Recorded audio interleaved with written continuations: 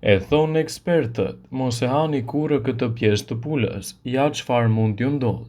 Mishi i pulës është një nga mishrat më të njohur. Arsyeja është shija e butë pa aromë të fortë, por edhe çmimi i cili është më i përballueshëm në krahasim me mishin e ndryshëm siç është ai i viçit.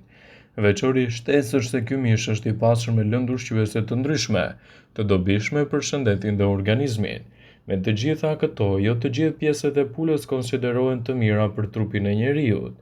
Falë përvojës së kuzhinierëve të shumtë, tregojnë se mishi i pulës duhet të përcjellohet përpara se të gatuhet në mënyrë që të largojë edhe një pjesë të mbetjeve që kanë lëkura e pulës. Pra, kur hani mish pule është mirë të mos e konsumoni të gjithë lëkurën për një herësh, por të evitoni atë të cilën është me më shumë yndyrë, pasi kështu mund të ndikojë edhe në një sër shkaqesh të tjera shëndetësore. Ekspertët tregojnë të tregoni më shumë vëmendje ndaj përdorimit të tyre.